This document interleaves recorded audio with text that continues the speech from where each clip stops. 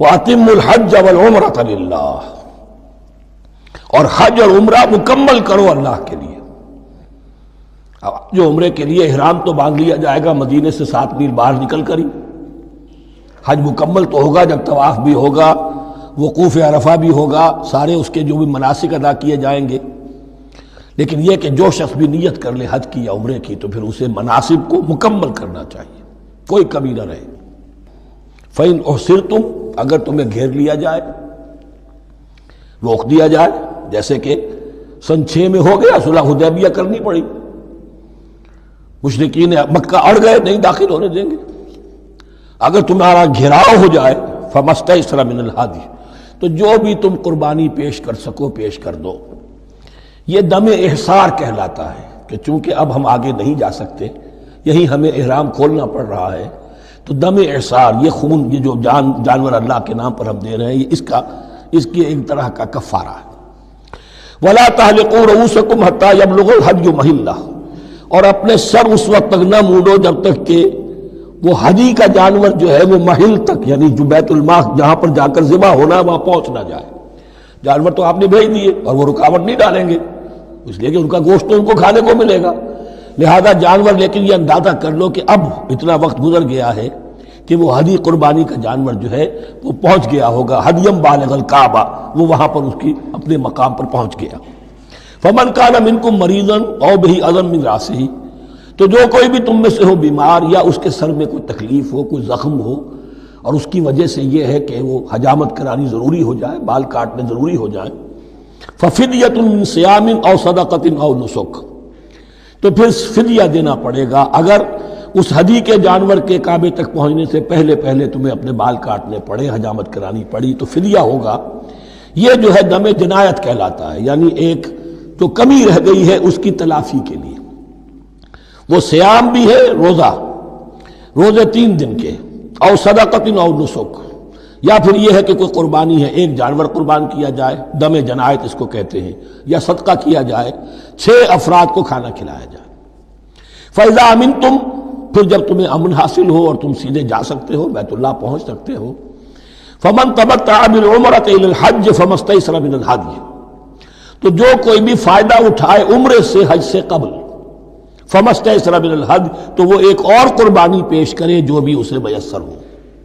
اب یہ سمجھ لیجئے کہ حضور کی بعثت سے پہلے عرب میں رواج یہ تھا کہ ایک سفر میں حج بھی کرنا، عمرہ بھی کرنا ان کے نزدیک حرام تھا، یہ توہین تھی کعبے کی۔ حج کے لیے 3 مہینے، شوال، ذوالقعدہ، ذوالحج، اور رجب کا مہینہ ان کے ہاں طے تھا عمرے کے لیے۔ عمرے کے لیے علیحدہ سفر کرو، اس کے لیے علیحدہ سفر کرو۔ لیکن شریعت محمدی میں جو آسانیاں کی گئی ہیں وہ یہ ہیں کہ ایک شخص، اور چونکہ اس ملت کو پھیلنا تھا بہت طویل علاقے پر، لوگوں کے لیے سفر آسان تو نہیں تھا، تو آپ ایسا کر سکتے ہیں کہ آپ جائیں اور عمرہ بھی کر لیں، حج بھی کر لیں۔ ایک شکل یہ ہے کہ عمرہ کیا، احرام کھول دیا، اور پھر حج کا وقت آیا 8ویں ذی الحج کو تو پھر احرام باندھا، وہ حج کا احرام ہو گیا، اسے کہتے ہیں تمتع۔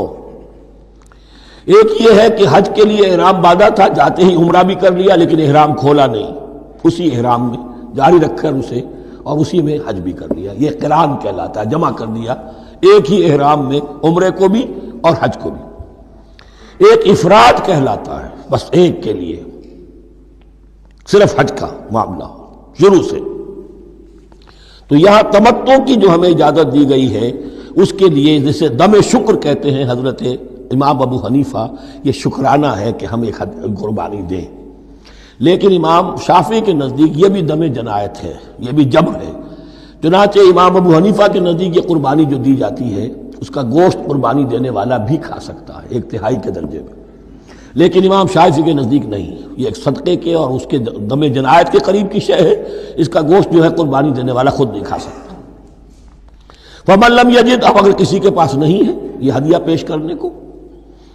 فَصِيَامُ 3 أَيَّامٍ فِي الْحَجِّ، تو اب اس پر لازم ہے کہ حج میں 3 روزے رکھے، 7ویں، 8ویں اور 9ویں ذی الحج کو روزہ رکھے، غیر ایام حج میں۔ 10ویں کا روزہ نہیں ہو سکتا، وہ عید کا دن ہے، یوم النحر ہے۔ وَسَبْعَةٍ إِذَا رَجَعْتُمْ، اور 7 روزے رکھو جب کہ تم واپس چلے جاؤ اپنے گھروں میں جا کر 7 روزے رکھو۔ تلک عشرۃ کاملہ، یہ 10 روزے ہوں گے مکمل. ذالک لمن لم یکن اہلہ حاضر المسجد الحرام، لیکن یہ رعایت کہ حج اور عمرہ ایک ہی سفر میں کر لیا جائے اور ایک ہی احرام میں کر لیا جائے یا 2 احراموں میں کیا جائے، یا یہ کہ ان دونوں کو جمع کرنے کی شکل جو ہے، یہ ایک رعایت ہے کن کے لیے؟ ذالک لمن لم یکن اہلہ حاضر المسجد الحرام، جس کے اہل و عیال مسجد حرام کے قریب نہیں رہتے، دور سے آ رہے ہیں، تو ظاہر بات ہے کہ ان کے لیے رعایت ہوگی. واتقوا اللہ، اللہ کا تقوی اختیار کرو. وعلموا، اور جان لو، ان اللہ شدید العقاب، یقیناً اللہ تعالی سزا دینے میں بھی بہت سخت ہے. بارک اللہ لی ولکم فی القرآن العظیم ونفعنی وإیاکم بالآیات والذکر الحکیم.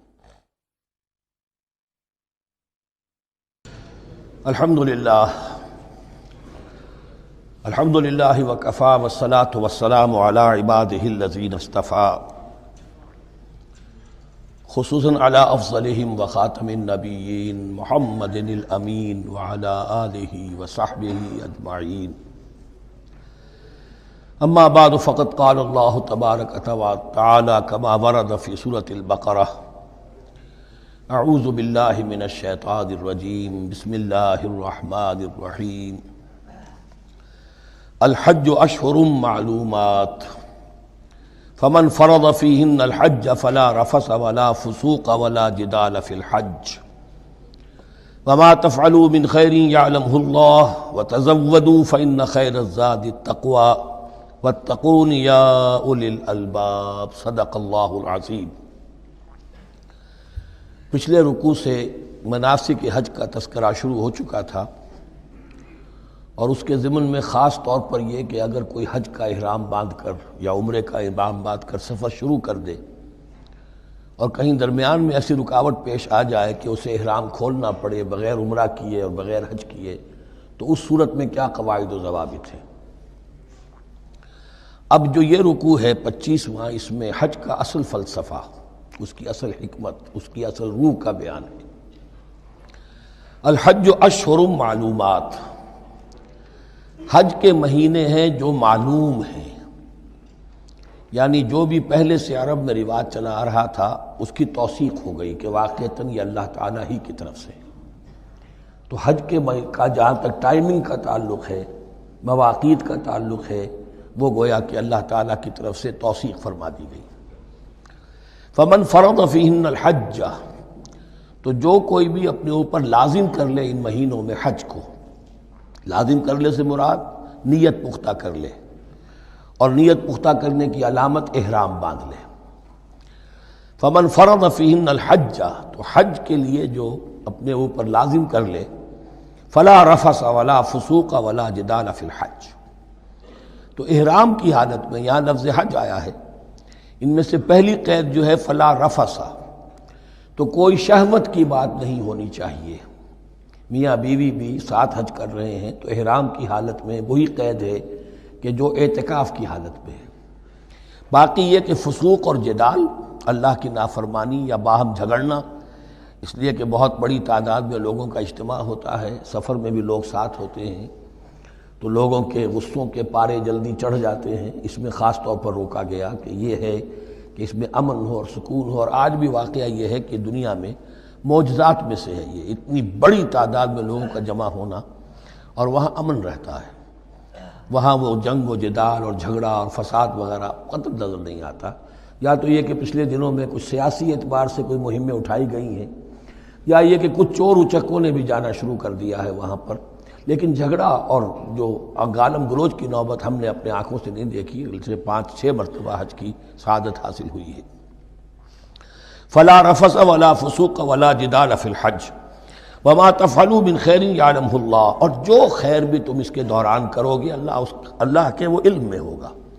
نوافل پڑھ رہے ہو، اضافی طواف کر رہے ہو، کوئی اور بھی جو کام کر رہے ہو، تو اس میں کسی اور کو دکھانے کی ضرورت نہیں ہے. اپنے خاموشی کے ساتھ انسان وہ اپنی جو بھی نیکی مزید کما سکے کمائے، جو بھی مناسک حج ہیں ان پر مستزاد. وَتَزَوَّدُوا فَإِنَّ خَيْرَ الزَّادِ التَّقْوَىٰ، اور سفر کے لیے زاد راہ ساتھ لے لیا کرو، اور بہترین زاد راہ تقویٰ ہے. اب اس آیت کے دو معنی لیے گئے ہیں، ایک تو یہ کہ بہترین زاد راہ تقویٰ ہے، یعنی سفر میں آپ نے آزاد راہ خرچ کی شکل میں تو لے لیا، تقویٰ ہے نہیں، تو پھر کیا ہوگا؟ وہ تو صرف پیسہ خرچ کرنے کے لیے اچھا احرام لے لیں گے، اچھی جگہ لے لیں گے قیام کی، تو تقویٰ اگر نہیں ہے تو وہ حج نہیں ہوگا۔ لیکن اس کا ایک دوسرا مفہوم جو ہے وہ بھی بہت اہم ہے کہ اگر انسان خود اپنا زاد راہ ساتھ نہ لے تو پھر وہاں مانگنا پڑتا ہے، تو تقویٰ سے مراد یہاں ہے سوال سے بچنا۔ بہتر یہ ہے کہ زاد راہ لے کر چلو، اور یہ کہ اس کے لیے تمہیں کسی کے سامنے سائل نہ بننا پڑے۔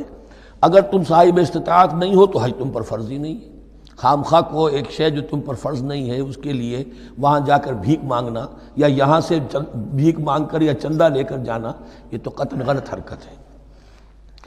وَتَزَوَّدُوا فَإِنَّ خَيْرَ الزَّادِ التَّقْوَىٰ وَاتَّقُونِ يَا أُولِي الْأَلْبَابِ، اور یقیناً میرا ہی تقویٰ کرو، مجھی سے ڈرو اے ہوش مندو۔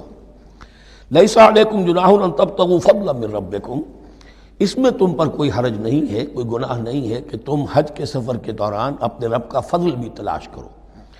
آدمی ہندوستان سے پاکستان سے جا رہا ہے، اسے اچھی اجناس لے جائے تجارت کے لیے، جو وہاں پر بیچ کر کچھ نفع حاصل کر لے، تو یہ تقویٰ کے منافی نہیں ہے۔ اگر وہاں پر کوئی کاروبار کر سکو کرو۔ فَإِذَا أَفَضْتُم مِّنْ عَرَفَاتٍ، تو پھر جب تم عرفات سے واپس لوٹو، اس لیے کہ اصل حج جو ہے وہ عرفہ ہے، الحج العرفہ۔ حج کے بقیہ تمام مناسک رہ جائیں، صرف عرفہ میں شمولیت ہو جائے، قیام عرفہ میں تو حج ہو گیا، باقی جو چیزیں رہ گئی ہیں اس کا جو بھی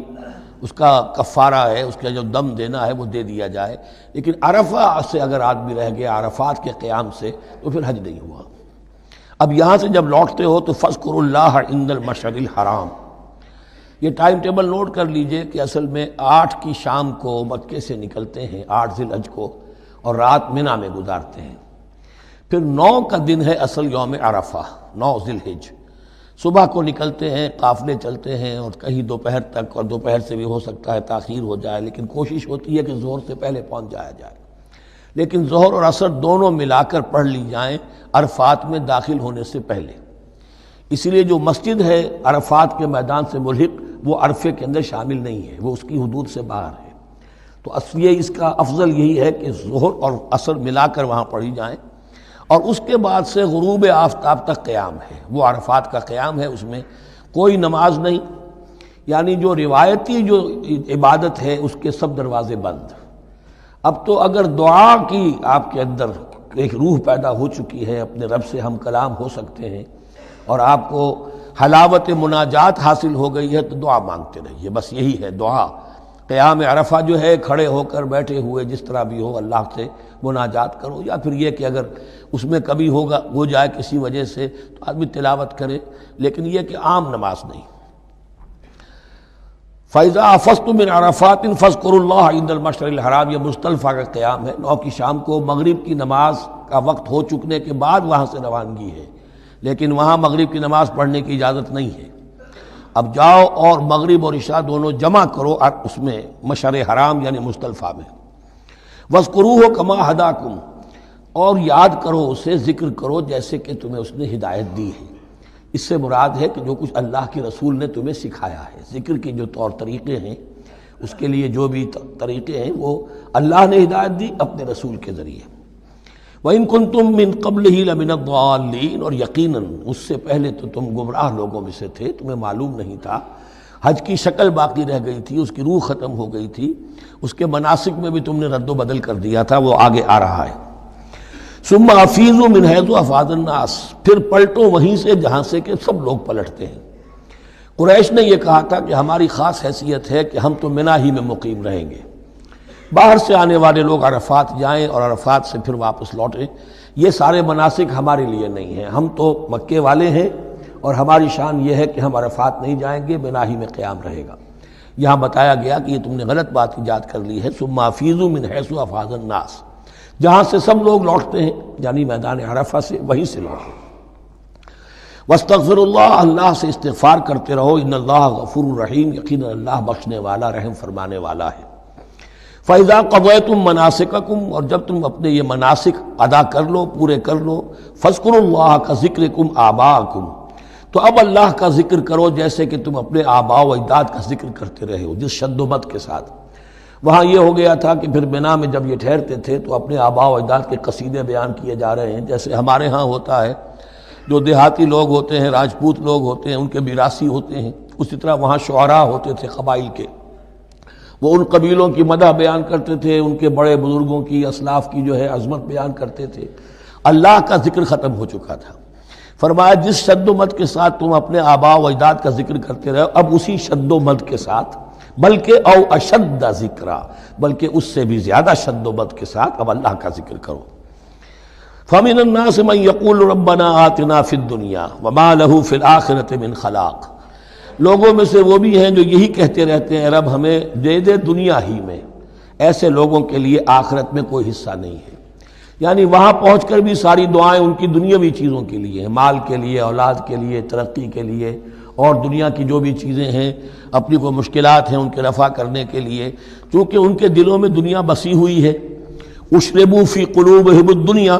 ان کے دلوں میں جیسے بنی اسرائیل کے دلوں میں بچڑے کا تقدس ملا دیا گیا تھا اور محبت، اسی طرح ہمارے دلوں میں دنیا کی محبت ہے،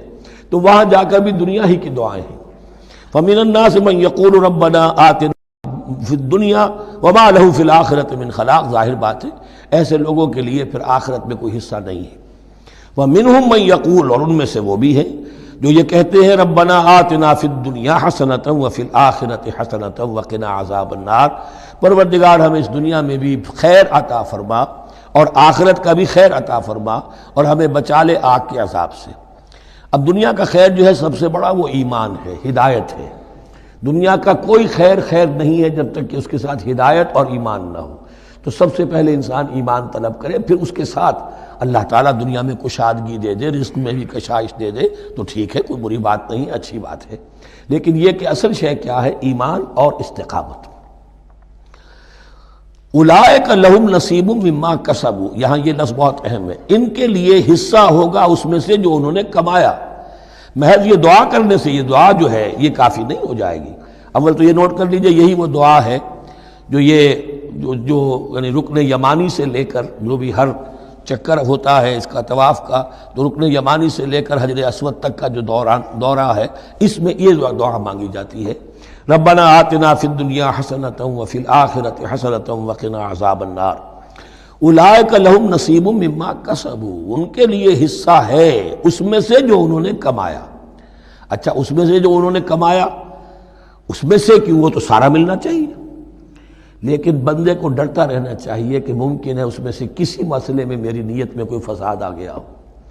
ممکن ہے اس میں سے میرے کسی عمل کے اندر کوئی کمی رہ گئی ہو، کوئی کوتاہی رہ گئی ہو۔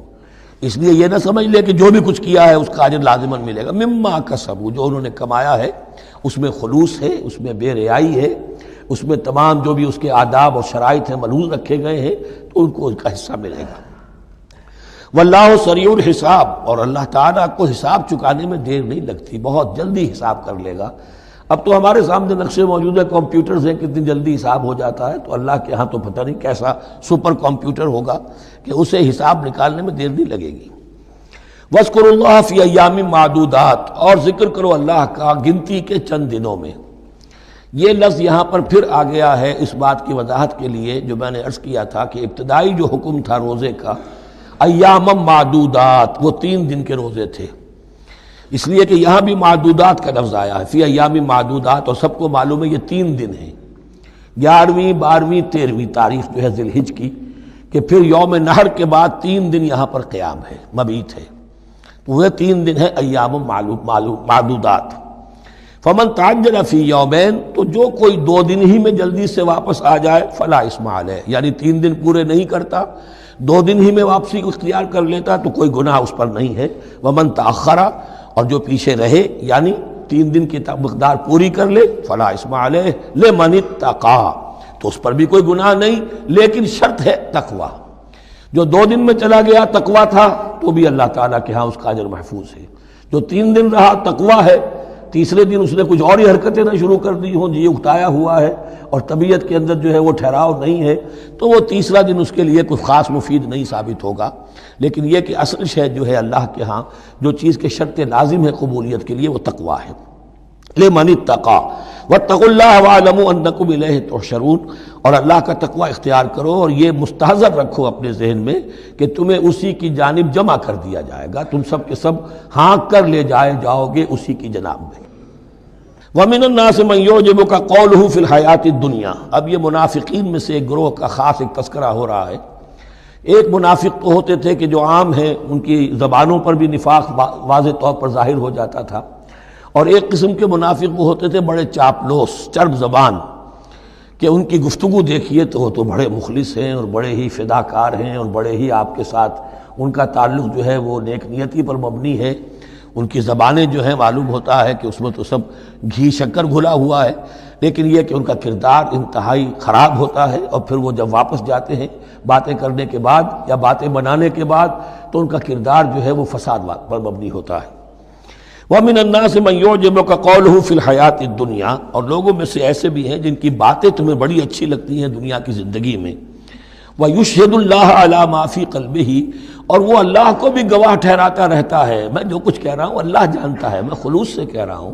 میں بالکل اپنی نیک نیتی سے کہہ رہا ہوں، اللہ جانتا ہے۔ وَهُوَ أَلَدُّ الْخِصَامِ، حالانکہ فی الواقع وہ دشمن ہے بہت سخت، الد بہت شدید، اور خصام خصم دشمن کے لیے آتا ہے۔ وَإِذَا تَوَلَّى، جب وہ پیٹھ موڑتے جاتا ہے، سعى فِي الْأَرْضِ، اب وہ زمین میں جو بھاگ دوڑ کرتا ہے، لِيُفْسِدَ فِيهَا، اس میں فساد مچائے، وَيُهْلِكَ الْحَرْثَ وَالنَّسْلَ، اور ہلاک کرے، کہیں کسی کی کھیتی جلا دی، کہیں کسی کا کوئی جانور جو ہے وہ ختم کر دیا، مار دیا۔ وَاللَّهُ لَا يُحِبُّ الْفَسَادَ، اللہ تعالیٰ کو فساد بالکل پسند نہیں ہے۔ وَإِذَا قِيلَ لَهُ اتَّقِ اللَّهَ، جب ایسے شخص سے کہا جاتا ہے کہ تو اللہ کا خوف کرو، اللہ سے ڈرو، تم باتیں ایسی کرتے ہو، عمل تمہارا یہ ہو رہا ہے، سوچو تو صحیح۔ اخذت العزت بالاسم، تو اس کو اپنی عزت نفس، جھوٹی عزت نفس گناہ پر اور جما دیتی ہے۔ ایک شخص وہ ہوتا ہے جس سے خطا ہو گئی، غلطی ہو گئی، اس نے اپنی خطا تسلیم کر لی تو اصلاح کر لے گا۔ ایک وہ ہے کہ جو کیسے مان لوں میری غلطی ہے، اس کی جھوٹی انا جو ہے اور جو اس کی جھوٹی عزت نفس ہے وہ اسے اور گناہ کے اوپر چپکا دیتی ہے۔ اخذت العزت بالاسم، اس کو اور اس پر جامد کر دیتی ہے۔ فحسبہ جہنم، تو اس کے لیے تو اب کافی ہے جہنم ہی، وَلَبِئْسَ الْمِہَادُ، اور یقیناً وہ بہت برا ٹھکانہ ہے۔ روایات میں آتا ہے کہ ایک شخص خاص تھا اخنس ابن شریق، اس کا یہ کردار ہے، لیکن یہ کہ یہ تو یوں سمجھیے کہ شان نزول کے اعتبار سے یہ بات ٹھیک ہے، اور یہ کہ تعویل خاص میں اس کو بھی سامنے رکھیں گے، لیکن یہ وہی ہے، کردار ہے، یہ کردار ہر جگہ آپ کو ملے گا۔ اصل میں کردار کو پہچاننا چاہیے اور اس کے حوالے سے اللہ تعالیٰ سے ہدایت طلب کرنی چاہیے کہ اس کردار سے اللہ تعالیٰ ہمیں اپنی حفظ ایمان میں رکھے۔ وَمِنَ النَّاسِ مَن يَشْرِي نَفْسَهُ ابْتِغَاءَ مَرْضَاتِ اللَّهِ، قرآن کا یہ عام اسلوب ہے کہ تقابل ضرور کرتا ہے، فوری تقابل، تو اس میں لوگوں میں سے وہ بھی ہیں جو اپنے آپ کو بیچ دیتے ہیں اللہ کی رضا جوئی کے لیے، اپنا تن من دھن، ان صلاتی و نسکی و محیایا و مماتی للہ رب العالمین۔ ومن الناس من یشری نفسہ ابتغاء مرضات اللہ واللہ رؤوف بالعباد، اور اللہ اپنے ایسے بندوں کے حق میں بہت شفیق ہے۔ ظاہر بات ہے جس نے یہ ارادہ کر لیا ہو، نیت کر لی ہو، کبھی ایسے شخص سے بھی کوئی کوتاہی ہو سکتی ہے، حالات ہو سکتے ہیں عارضی سے، کبھی جذبات میں آ کر کوئی غلط قدم اٹھ گیا، اللہ پہ معاف فرمائے گا، بڑی شفقت کے ساتھ معاف فرمائے گا۔ طے کر لے انسان، ایک سیدھا راستہ یہی بن جائے، ان صلاتی و نسکی و محیایا و مماتی للہ رب العالمین، تو پھر یہ ہے کہ کوئی تیز دوڑے گا، کوئی آہستہ چل سکے گا، مختلف صلاحیتوں کے لوگ ہوتے ہیں، اس میں فرق و تفاوت رہے گا، لیکن جس نے یہ عزم کر لیا ہے اللہ تعالیٰ ان کے حق میں بہت شفیق ہے۔ یا ایھا الذین آمنوا ادخلوا فی السلم کافہ، اے اہل ایمان اسلام میں داخل ہو پورے کے پورے۔ یہ گویا کہ وہ بات اب کہی جا رہی ہے کہ جس کا ریورس یا کانورس ہم بنی اسرائیل کے ساتھ جو خطاب تھا اس میں پڑھ چکے ہیں۔ افتؤمنون ببعض الکتاب وتکفرون ببعض، کیا تم ہماری کتاب، ہمارے دین، ہماری شریعت کے ایک حصے کو مانتے ہو اور ایک کو رد کر دیتے ہو؟ فما جزاء من يفعل ذلك منكم الا خزي في الحياة الدنيا ويوم القيامة يردون الى اشد العذاب، تو جو کوئی بھی تم میں سے یہ روش اختیار کرے گا اس کی کوئی سزا اس کے سوا نہیں ہے کہ دنیا میں ذلت اور خواری ان پر مسلط کر دی جائے اور قیامت کے دن شدید ترین عذاب میں جھونک دیے۔ اس کو مثبت پیرائے میں مسلمانوں سے کہا جا رہا ہے یا ایھا الذین آمنوا ادخلوا فی السلم کافہ، ریزرویشنز کے ساتھ نہیں، ایکسیپشنز کے ساتھ نہیں۔ اللہ کی بندگی تو کرنی ہے، اس معاملے میں نہیں۔ اللہ کے حکم تو ماننا ہے لیکن یہ حکم نہیں میں مان سکتا، یہ ایک کی بھی نفی جو ہے وہ گویا کہ کل کی نفی ہو جائے گی۔ ادخلوا فی السلم کافہ، ٹیک اٹ اور لیو اٹ، یہ پیکج ڈیل ہے، اس میں جزوی بات نہیں ہو سکتی۔ ولا تتبعوا خطوات الشیطان، اور دیکھو شیطان کے قدموں کی پیروی نہ کرو، اس کے نشانات راہ جو ہیں، اس کے نشانات قدم جو ہیں ان کی پیروی نہ کرو۔ انہ لکم عدو مبین، وہ تو یقیناً تمہارا بڑا کھلا دشمن ہے۔ فإن زللتم من بعد ما جاءتكم البینات، پھر اگر تم پھسل گئے اس کے بعد بھی کہ تمہارے پاس یہ واضح تعلیمات آ چکی ہیں، فَاعْلَمُوا أَنَّ اللَّهَ عَزِيزٌ حَكِيمٌ، تو جان لو کہ اللہ تعالیٰ پھر زبردست ہے۔ اس میں دھمکی کا پہلو آ گیا کہ پھر اللہ کی جو ہے پکڑ سخت ہوگی، حکیم بھی ہے، اس کی پکڑ میں بھی حکمت ہے۔ اگر یہ پکڑ نہ ہو تو ظاہر بات ہے کہ پورا نظام جو ہے دین کا وہ پھر بالکل ایک بے منطقی، اگر اللہ کی طرف سے کسی گناہ پر پکڑ ہی نہیں ہے تو پھر یہ آزمائش کیا ہوئی، پھر جزا و سزا کا کیا سوال، پھر جنت اور دوزخ کا کیا معاملہ۔ هل ينظرون الا ان ياتيهم الله في ظلل من الغمام والملائكة وقضي الامر۔ ایک جو نفس انسان کو پٹی پڑھاتا ہے وہ تو یہ ہے کہ دین کا یہ حصہ تو آرام سے کرتے رہو، جو میٹھا وہ ہپ اور جو کڑوا ہے وہ تھو۔ دوسری پٹی یہ پڑھاتا ہے کہ ابھی ذرا یہ ٹھیک ہے، یہ اللہ کا حکم ہے، یہ بھی حکم ہے، دین کا یہ بھی تقاضا ہے، ابھی ذرا ذمہ داریاں ہیں، ابھی ذرا بچوں کے معاملات ہیں، بچے برسر کار ہو جائیں، بچیوں کے ہاتھ پیلے ہو جائیں، میں ذرا ریٹائرمنٹ بھی لے لوں تو پھر یہ مکان بنا لوں، پھر میں اپنے آپ کو دین کے لیے پھر خالص کر لوں گا، دین کے لیے پھر میں وہی کام کروں گا۔ یہ سب سے بڑا دھوکہ ہے، وہ وقت کبھی نہیں آتا۔ اسی لیے فرمائے کس شے کا انتظار کر رہے ہیں؟ هل ينظرون الا ان ياتيهم الله في ظلل من الغمام، کہ اللہ تعالیٰ آ جائے بادلوں کے سائبانوں میں، والملائکۃ اور فرشتے آ جائیں، وقضی الامر اور پھر فیصلے چکا دیا جائے گا۔ کیا معلوم کب وہ گھڑی آ جائے، یہ مہلت عمر تو اچانک ختم ہو سکتی ہے۔ پوری دنیا کی قیامت بھی جب آئے گی اچانک آئے گی، اور ہر شخص کی ذاتی قیامت تو اس کے سر کے اوپر تلوار کی طرح لٹکی ہوئی ہے کہ من مات فقط قامت قیامتہ، جو مر گیا اس کی قیامت تو آ گئی۔ کیا تمہارے پاس گارنٹی ہے یہ سارے کام کرو گے تب تک زندہ رہو گے اور پھر بھی تمہارے جسم میں کوئی توانائی، کوئی رمق باقی رہ جائے گی کہ دین کا کوئی کام کر سکو؟ تو جان لو تم کس چیز کا انتظار کر رہے ہو سکتا ہے اچانک اللہ کی طرف سے مہلت ختم ہو جائے، سٹاپ رائٹنگ، 3 گھنٹے ہو گئے، بس اب جو لکھ لیا، اب آگے تمہارے پاس مہلت نہیں ہے۔ وَإِلَى اللَّهِ تُرْجَعُ الْأُمُورُ، اور یقیناً تمام معاملات اللہ ہی کی طرف لوٹا دیے جائیں گے۔